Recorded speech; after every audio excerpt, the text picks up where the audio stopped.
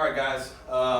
Welcome back. Part 2 of the Vietnam War. The last video we did, I spent a lot of time on background, and I'm going to make a little bit of change, try to move the camera up a little bit, and I'm going to try to write in black, so that way you kind of see a little bit better. And I'll try to slow down a little bit, and we'll make adjustments as we go.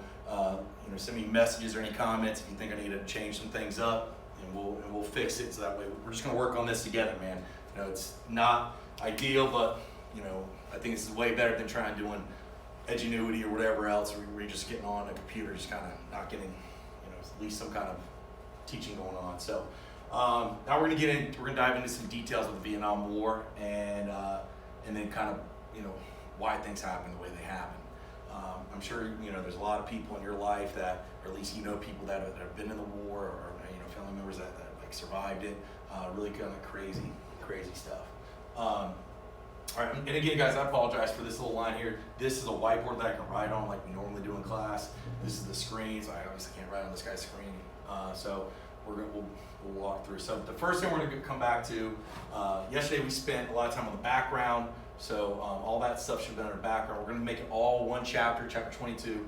So the first section is background. This section is, we're just going to get into details of the Vietnam War. So let's talk about the goals of the Vietnam War. Again, if you haven't copied it down yet, pause the video, go to Google Classroom, copy it down, and we'll go from there. So this is where things start off bad for the war.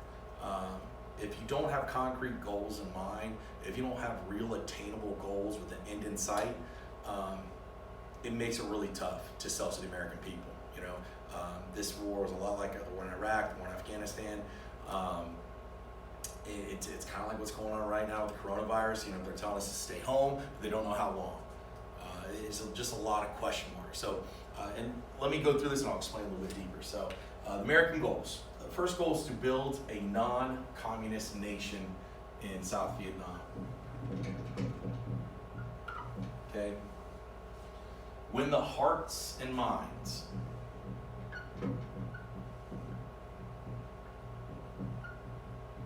of Vietnam citizens. Okay, we try to do the same thing in Iraq and Afghanistan. You really just try to think about, put yourself in their shoes.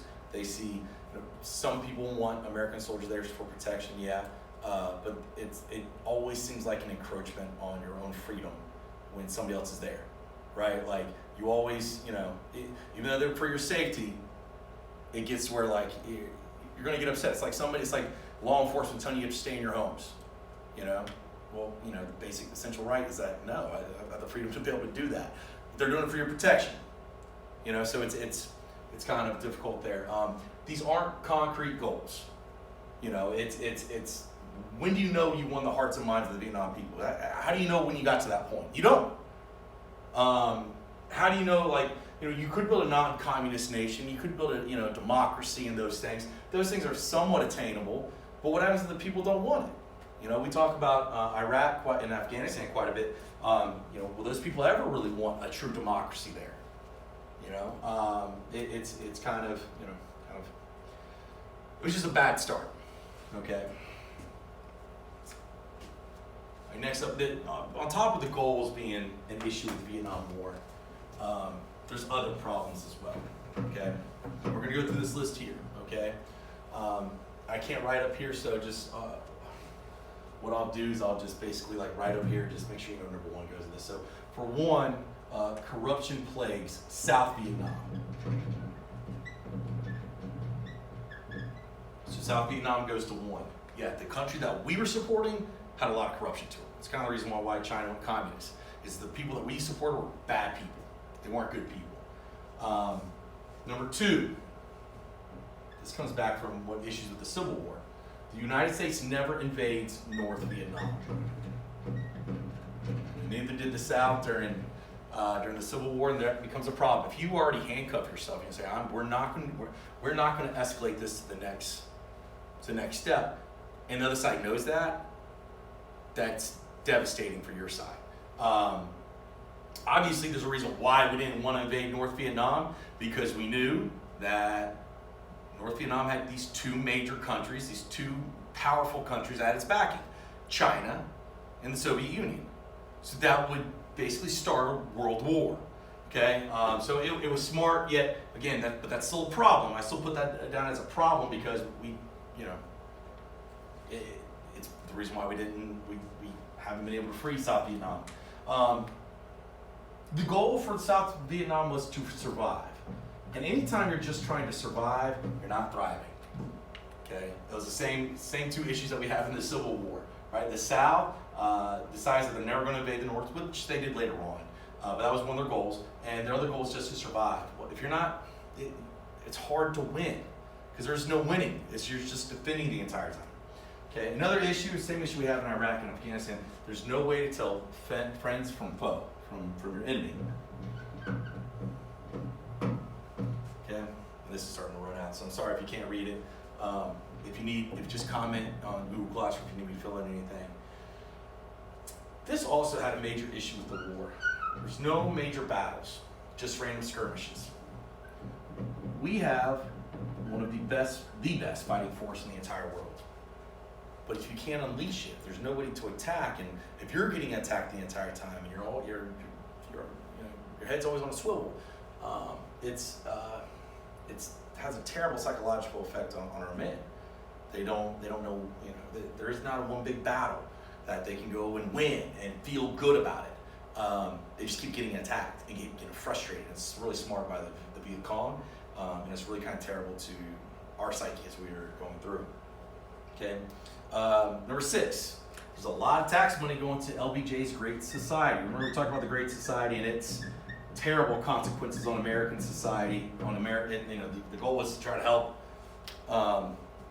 help families and to help the dire consequences. And now money's going to that instead of going to possibly helping the war. Okay. And then last, you had anti-war activism.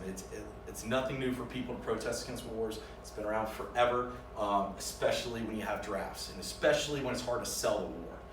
Part of the reason why it was easy to sell World War I and World War II is that we were attacked, and you had a propaganda machine by the United States government to sell the war. We haven't done a good job of that in the Vietnam War. We didn't do a good job of that in Iraq and Afghanistan. But this basically creates two groups, two tribes in America.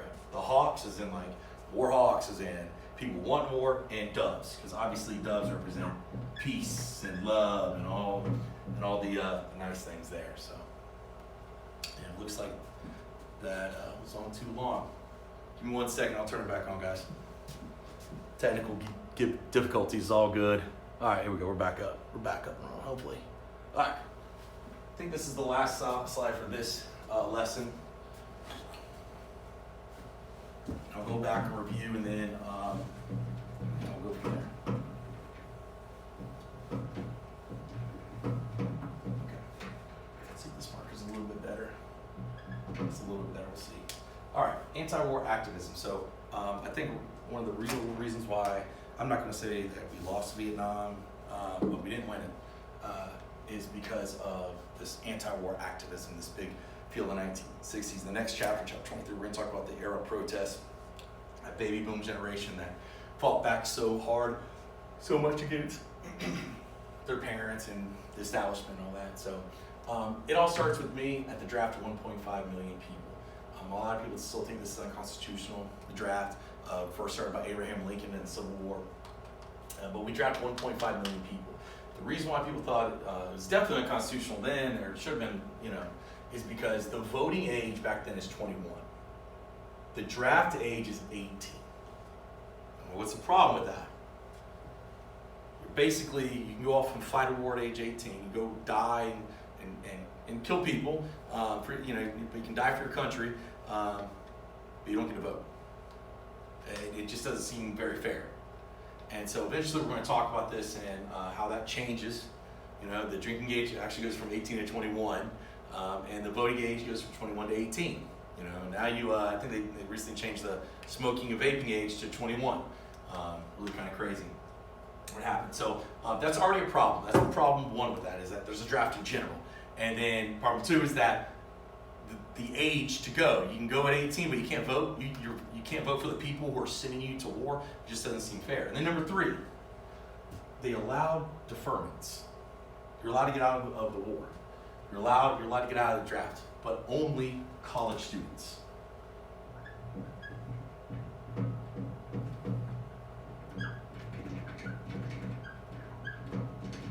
So, what is going on with that? Hold on, I'll turn it back on, guys. 1 second.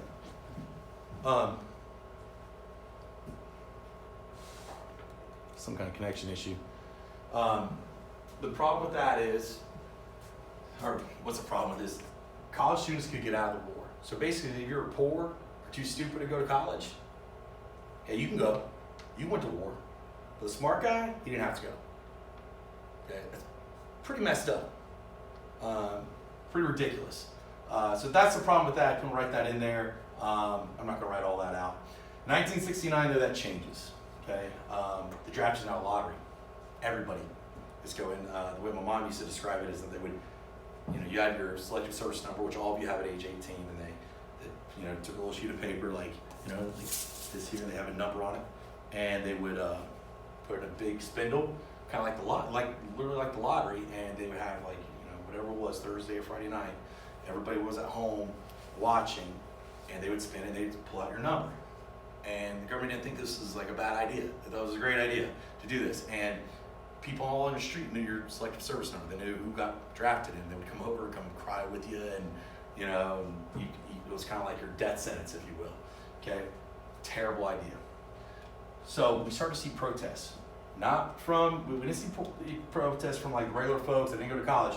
No, elite college students began to protest. Those were the people protesting the war. So now it's a bad thing because now they have to go. They didn't care before, but now they're pissed off. Okay? So that was an issue. Okay? So number one, the draft in general.